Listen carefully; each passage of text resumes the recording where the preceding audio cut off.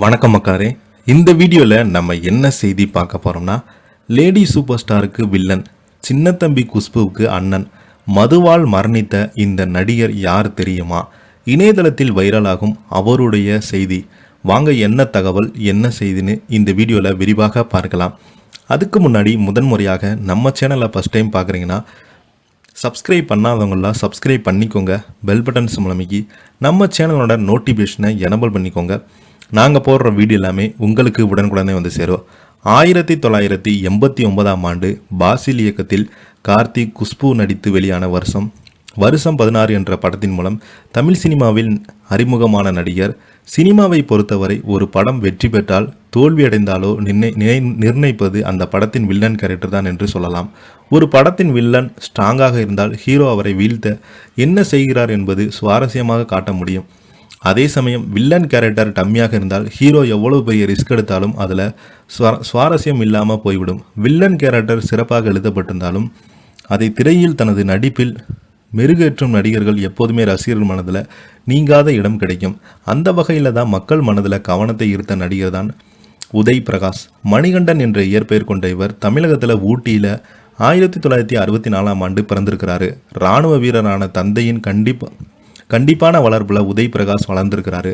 ஆனாலும் ஒரு கட்டத்தில் சினிமா ஆசையின் வீட்டின் எதிர்ப்பை மீறி சென்னை வந்த அவர் பல இடங்களில் தங்கி கிடைத்த நண்பர்களுடன் சினிமாவில் நடிக்க வாய்ப்பு கிடைத்தது.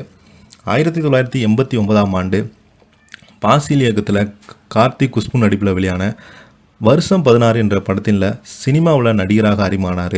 இந்த படம் பெரிய வெற்றி பெற்ற நிலையில் தனது இரண்டாவது படத்திலேயே லேடி சூப்பர் ஸ்டார் விஜயசாந்தியுடன் இணைந்து நடித்தார்.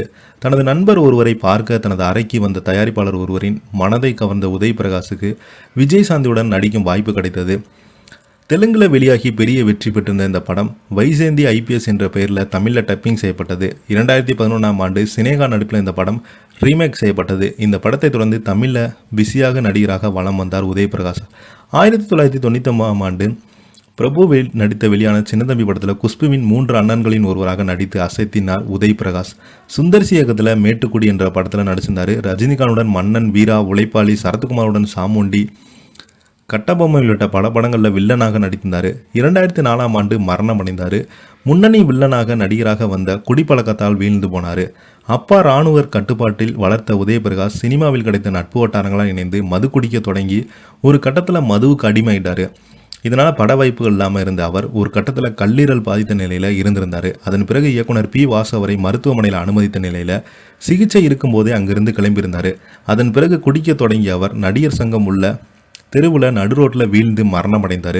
1964ஆம் ஆண்டு பிறந்த உதய் பிரகாஷ் 40 வயதில் 2004ஆம் ஆண்டு மரணித்து போனார். குடிப்பழக்கம் ஒரு மனிதனை எப்படியெல்லாம் பாடாய்படுத்தும் என்பதற்கு உதய் பிரகாஷ் வாழ்க்கையில் ஒரு சிறந்த உதாரணமாக இருக்குது என்று P. வாசு அவர்கள் சொல்லியிருந்தார். இதை பற்றி நீங்கள் என்ன கீழே உள்ள கமெண்ட் பாக்ஸில் மறக்காமல் பதிவிடுங்க. இந்த வீடியோ பிடிச்சிருந்தால் லைக் பண்ணுங்கள், ஷேர் பண்ணுங்கள், கமெண்ட் பண்ணுங்கள். நன்றி, வணக்கம்.